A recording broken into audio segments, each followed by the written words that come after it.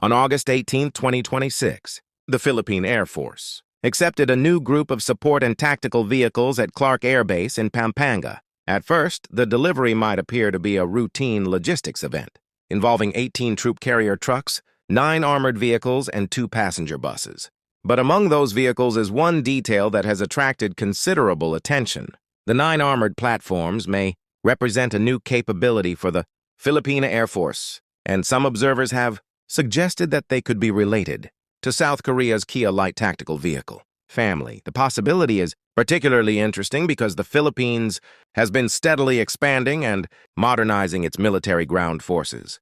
The country needs vehicles that can move personnel, equipment, and supplies across difficult terrain while also providing greater protection than conventional transport trucks. If the 9 armored vehicles are indeed part of the Kia KLTV family, their arrival could represent another small but potentially important step in the Philippines' broader modernization program.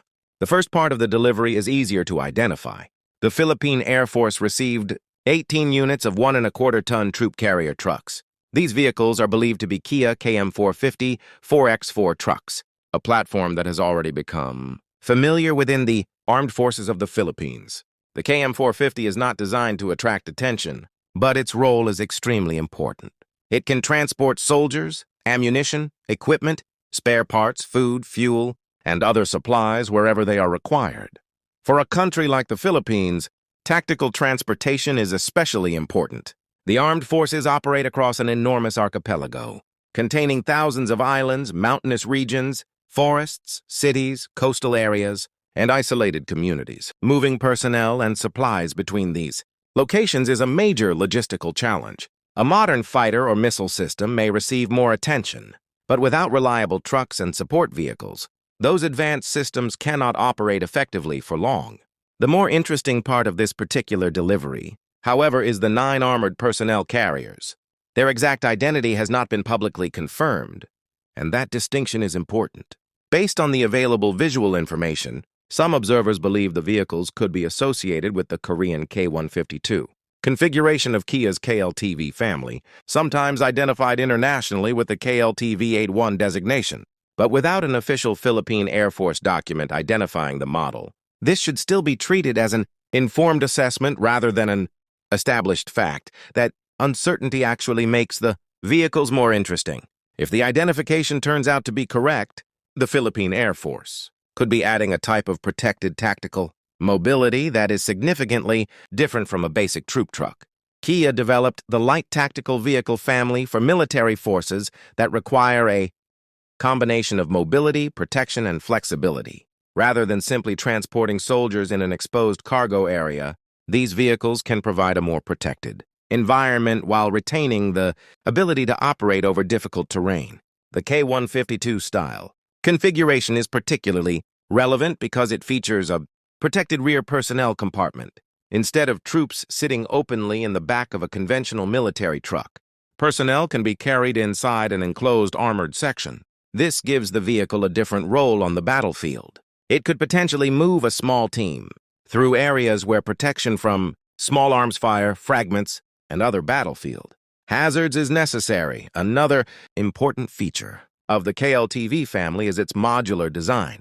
Depending on configuration, vehicles in this family can be adapted for different missions. They can potentially be equipped with machine guns, automatic grenade launchers, communications equipment, reconnaissance systems, or other mission-specific equipment. This means the same basic vehicle architecture can support several different operational requirements without requiring an entirely different platform for every task. One of the most interesting possibilities involves anti-armor weaponry. Some KLTV configurations can be associated with South Korean anti-tank systems such as the AT-1K Raycolt.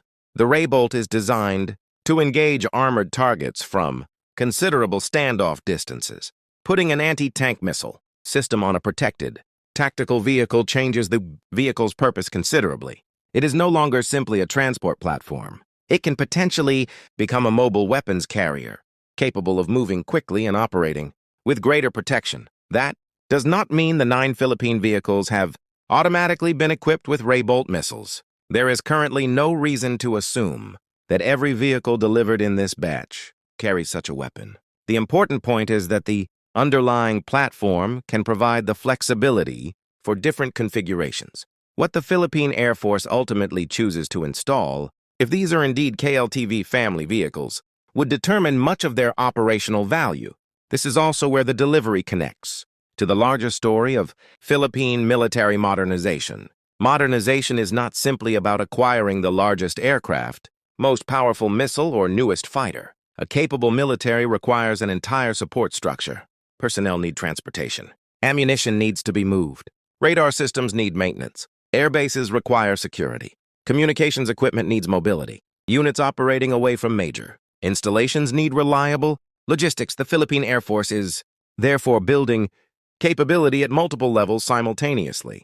Its modernization program has included combat aircraft, helicopters, transport aircraft, air defense systems, radar networks, communications equipment, and ground support infrastructure.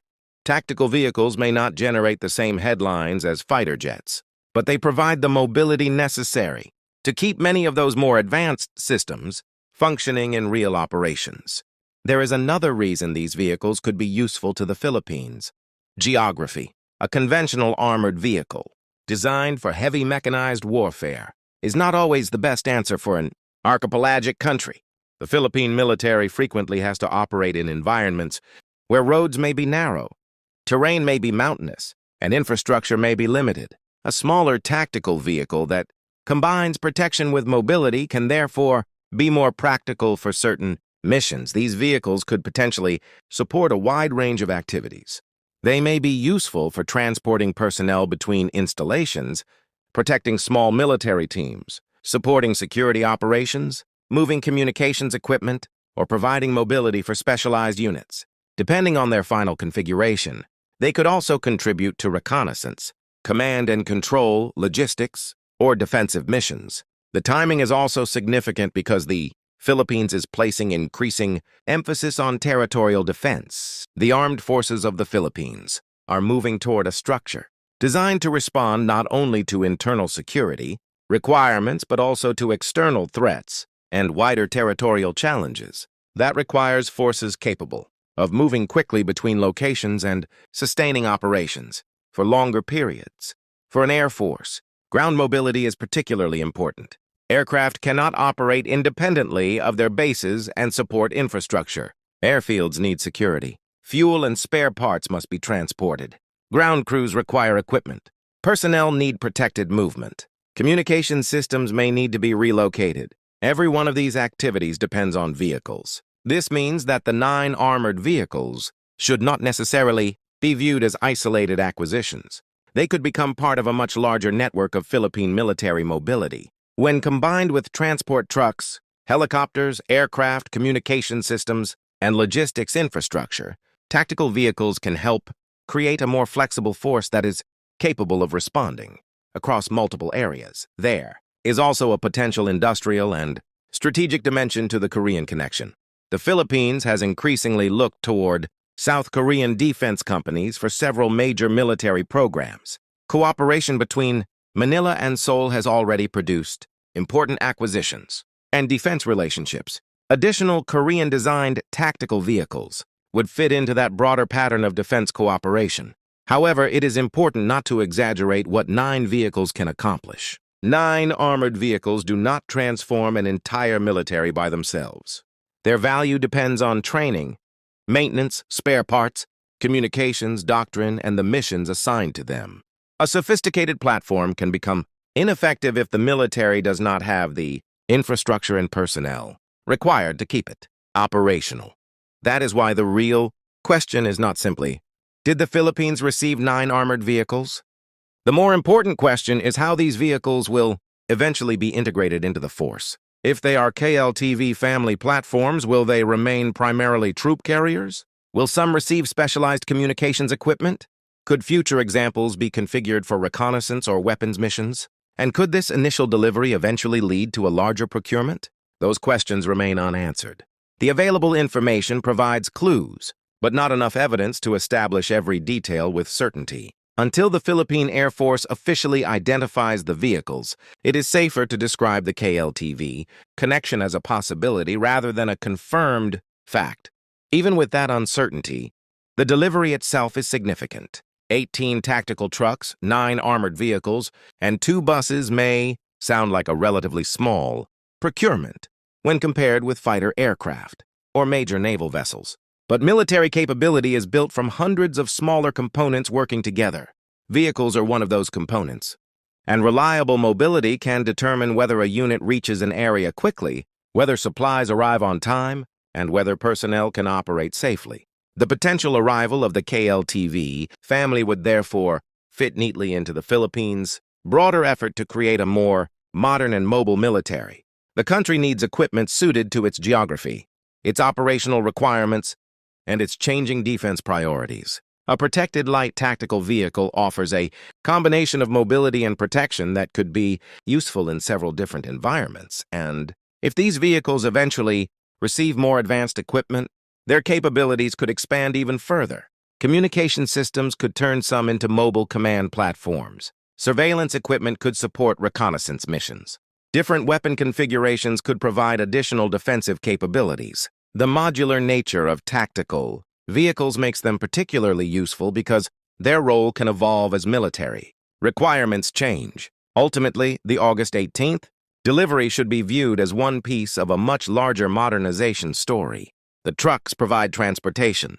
The armored vehicles potentially provide protected mobility. The buses support personnel movement. Together, they strengthen the less visible infrastructure that allows the Philippine Air Force to operate more effectively. The most important detail may therefore not be the number 9 itself, but what comes next. If the armored vehicles are officially confirmed as Kia KLTV variants, the Philippines could have acquired another modern Korean-designed platform. If future orders follow, the initial batch could become the beginning of a much larger tactical vehicle capability. For now, however, the identification remains something to watch closely. The available evidence is interesting, but confirmation will ultimately have to come from official Philippine sources or clearer documentation. Until then, the possibility of 9 new KLTV family vehicles gives Philippine military watchers another development to follow. What is certain is that the Philippine Air Force continues to expand. Beyond major aircraft acquisitions, modern military power depends on mobility, logistics, protection, communications, and the ability to sustain forces across a difficult geographic environment. The delivery at Clark Air Base may look routine, but these supporting capabilities are exactly what allow larger modernization programs to become useful in the real world. And if those 9 armored vehicles do turn out to be Kia KLTV variants, they could become another important piece of the Philippines' evolving tactical mobility network. For a country spread across thousands of islands, the ability to move personnel and equipment quickly and safely is not a secondary capability. It is one of the foundations of an effective defense force.